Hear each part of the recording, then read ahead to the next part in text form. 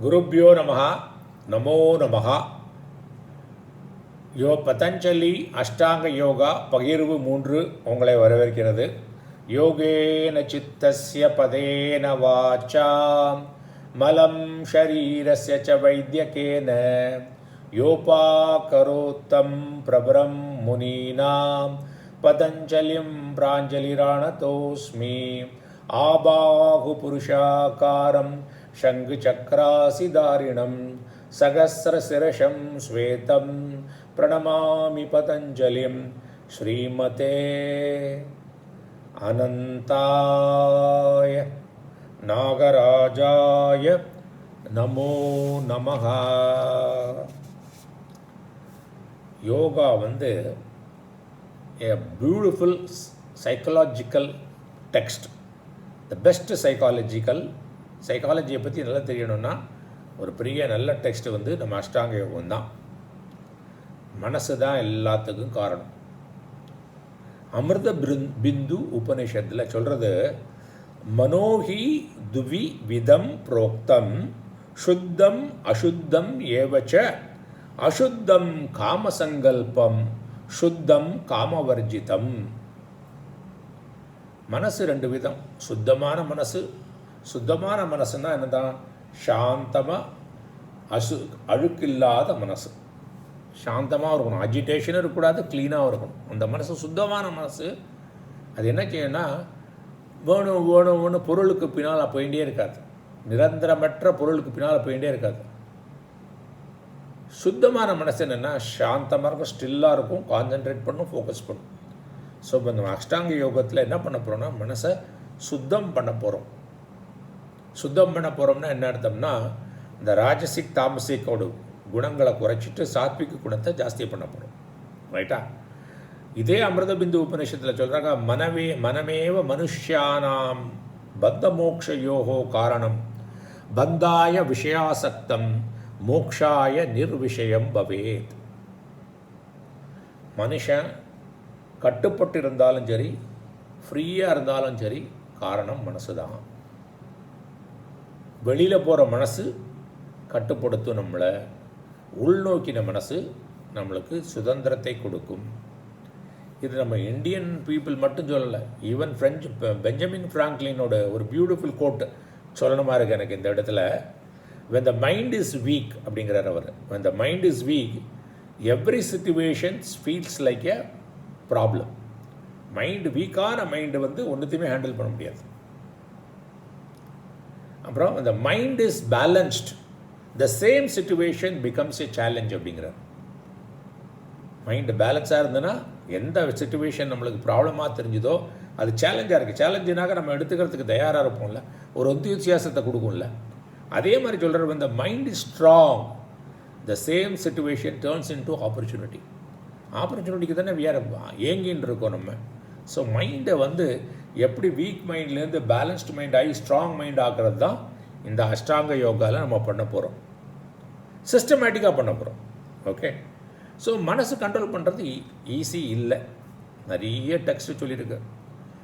வசிஷ்டர் ராமர்கிட்ட சொல்கிறார், நீ கடல் தண்ணியை குடினா குடிச்சிடுவேன், சுமேரு மலையை அப்படியே அடியோடு அப்படி தூக்கு அப்படின்னா தூக்கிடுவேன், நெருப்பை சாப்பிடுன்னா சாப்பிட்ருவேன், ஆனால் நீ மனசை கண்ட்ரோல் பண்ணுறது அவ்வளோ கஷ்டம், அவ்வளோதையோட கஷ்டம் அப்படிங்கிறார். அப்திபானாத் மகத்தக சுமேரு உன்முலனாத் அபி வன்னியசனாத் சாதோங்கிறது அவர் ராமரை அட்ரஸ் பண்ணுறார். விஷமக சித்த நிகிரக. இதே தான் கிருஷ்ணர் பகவத்கீதையில் 6வது சாப்டரில் 35வது வருஷத்தில் என்ன சொல்கிறார்? ஸ்ரீ பகவான் உவாச்ச அசம்சயம் மகாபாஹோ மனோ துர்நிகிரகம் சலம் அபியாசேன து கௌந்தேய வைராக்யேன ச கிருஹ்யதே. மனசு டிஃபிகல்ட் டு ரெஸ்ட்ரெயின், கண்ட்ரோல் பண்ணுறது கஷ்டம். சலம் அப்படியே ரெஸ்ட்லெஸ்ஸாக இருந்துகிட்டே இருக்குது, டவுட்டே கிடையாது. மகாபாஹோ அப்படிங்கிறவர். மகாபாஹோன்னு ஏன் அட்ரஸ் பண்ணுறேன்னா, நீ ரொம்ப ஃபிசிக்கலாக ஸ்ட்ராங்காக இருந்தால் கூட மனசை கண்ட்ரோல் பண்ணுறது கஷ்டம்ப்பா. அபியாசேன ப்ராக்டிஸ் பண்ணினாலும், கரெக்டான முறையோடு ப்ராக்டிஸ் பண்ணினாலும், டிஸ்பேஷனேட்டாக இருந்தாலும் மனசை கண்ட்ரோல் பண்ண முடியும். அதுதான் நம்ம பார்க்க போகிறோம். இந்த ரெலவெண்ட் கோட்ஸ் ஏன் கொடுக்குறேன்னா, we are moving in the right direction, we are got a right text before with us. இந்த பார்த்தோம்னா இந்த யோகா ஃபிலாசபி வந்து பேஸ்ட் ஆன் சாங்கியா ஃபிலாசபி. ரெண்டும் சிஸ்டர் ஃபிலாசபி கூட சொல்லுவாங்க. இப்போ சாங்கியா ஃபிலாசபி வந்து தியரினா, யோகா ஃபிலாசபி வந்து ப்ராக்டிஸ்னு சொல்லிக்கலாம். சாங்கியா ஃபிலாசபி வந்து தியரினாக்க, யோகா ஃபிலாசபியை ப்ராக்டிஸ் சொல்லலாம். நிர் ஈஸ்வர யோகா, யோகா மைனஸ் ஈஸ்வரன் சாங்கியா, சாங்கியா ப்ளஸ் ஈஸ்வரன் யோகா. அப்போது Samkhya plus practice plus God is equal to yoga. இந்த சாங்கியா ஃபிலாசபியில் வந்து 2 அல்டிமேட் ரியாலிட்டி இருக்குது. எதெல்லாம்? புருஷ அப்புறம் பிரகிருதி. அத்வைத வேதாந்தத்துக்கும் யோகாவுக்கும் உள்ள டிஃப்ரென்ஸ் தெரியணும். அத்வைத வேதாந்தத்தில் ஒரே ஒரு ரியாலிட்டி தான். எது? கான்ஷியஸ்னஸ் மட்டும்தான். அது ஒன்று தான். ஆனால் இவங்க வந்து பார்த்தீங்கன்னா சாங்கியாவில் வந்து புருஷர்கள் வந்து எவ்வளோ ஜீவர்கள் இருக்காளோ அவ்வளோ புருஷர்கள். அப்புறம் அது மட்டும் இல்லை, பிரகிருத்தியும் ரியாலிட்டி. புருஷாவும் ரியாலிட்டி, பிரகிருத்தியும் ரியாலிட்டி. அப்போ இந்த பிரகிருதி வந்து என்னென்னா மூல பிரகிருத்திம்பாங்க. இது வந்து அன்மேனிஃபெஸ்ட். இந்த மூல பிரகிருத்தியில் 3 குணங்கள் சத்வ ரஜஸ் தமஸ் வந்து பேலன்ஸ்டாக இருக்கும். அதனால தான் அது அவ்யக்தம், அன்மேனிஃபெஸ்டாக இருக்குது.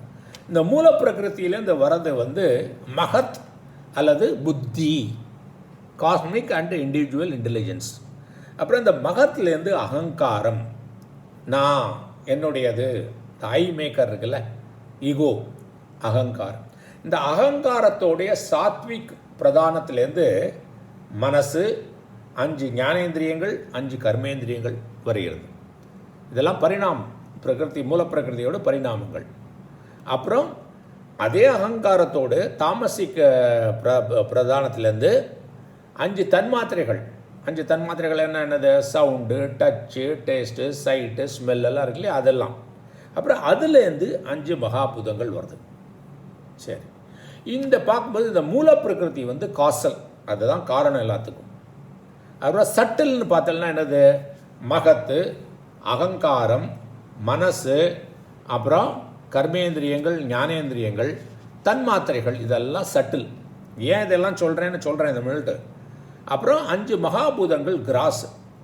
நம்ம மெடிடேஷன் பண்ணும்போது இந்த ஆப்ஜெக்ட் ஆஃப் மெடிடேஷன் வந்து கிராஸ், சில இடத்துல கிராஸாக இருக்கும், சில இடத்துல வந்து சட்டிலாக இருக்கும் அப்படிம்போம். அப்போ எது கிராஸ் எலமெண்ட்டுனா, கிராஸ்னா என்ன, சட்டில்னா என்னன்னு தெரியறதுக்காண்டி இப்போவே ஒரு இன்ட்ரொடக்ஷன் மாதிரி நான் உங்களுக்கு கொடுத்துட்றேன். புரிஞ்சுதா? ரைட். ஸோ இது பண்ணிட்டோம் இல்லையா? அப்போது இந்த மனசு என்ன பண்ணணுன்னா, இந்த சித்தம்ங்கிறது என்னென்னா பார்த்தால்னா, பதஞ்சலியில் யோகத்தில் அறிய சித்தம் யூஸ் பண்ணாக்க இந்த புத்தி, அகங்காரம், மனசு, இந்த 3ம் சேர்ந்தது தான் சித்தம்னு பேர். நான் வந்து இது செஷன் எடுக்கும்போது ப்ரிப்பரேஷன் பண்ணும்போது அத்வைத போத தீபிகா அப்படின்னு ஒருத்தர் வந்து கரபாத்திர சுவாமி அவரோட புக்கை படிச்சுட்டு இருந்தேன். அதில் 2 விஷயங்கள் 3 விஷயங்கள் இருக்குது. அதை வந்து நான் உங்களுக்கு வெர்பாட்டிமாக அதே அவருடைய வேர்ட்லேயே சொல்லணும்னு ஆசைப்பட்றேன். அவர் என்ன சொல்கிறேன்னா, with complete stillness of mind samsara will disappear root and branch, otherwise there will be no end to samsara even in millions of yugas. பாருங்க நம்ம என்ன பண்ணுறோன்னு, நம்ம என்ன பண்ண போகிறோன்னு பாரு. அவர் என்ன சொல்கிறாருன்னா, மனசை ஸ்டில்லாக வச்சுட்டோம்னாக்க சம்சாரங்கள், இப்போ சம்சாரங்கள்னால் நம்ம சஃபர் பண்ணுறது, பிறந்து இறந்து பண்ணுறோம் இல்லையா, அது it will disappear root and பிரான்ச்சுங்கிறார், அடியோட போயிருங்கிறார். ஸோ கடவுளுடைய அனுகிரகம் நம்ம எல்லாருக்கும் இருக்கிறதுனால நம்ம சரியான பாதையில் பண்ணிச்சுன்னு இருக்கோம்.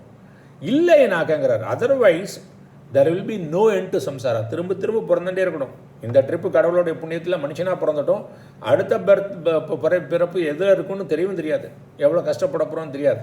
அதுக்காண்டி இந்த கடவுள் கொடுத்த இந்த பிறப்பை நல்லா யூஸ் பண்ணி பதஞ்சலி யோக சூத்திரத்தை நல்லா புரிஞ்சுண்டு இதில் உள்ள ப்ராக்டிஸ் பண்ணி நம்ம வந்து வீடு பேர் அடையணும்னு கடவுள்கிட்ட வேண்டிக்கிறேன். உங்களுக்கும் அதான் வாழ்த்துக்கவும் செய்கிறேன். அப்புறம் என்ன சொல்கிறாரு, how the mind B broad to stillness அப்படிங்கிற, எப்படி மனசை வந்து எப்படி ஸ்டில்னஸ் எப்படி கொண்டு வரதுன்னா ஆன்சர் கொடுக்குறார் அவர். இந்த புக் என்ன புக்கு டைட்டில்? அத்வைத போத தீபிகா. வேறு என்ன சொல்கிறார்? Practice of yoga. யோகானாக ஆசனா மட்டும் கிடையாது, அந்த 8 அங்கங்கள் சொன்னோம் இல்லையா? The final conclusion of all the Veda is that liberation is nothing but mind still. விடுதலை என்றால் என்ன? மனசு நிலை பெற்று இருப்பது.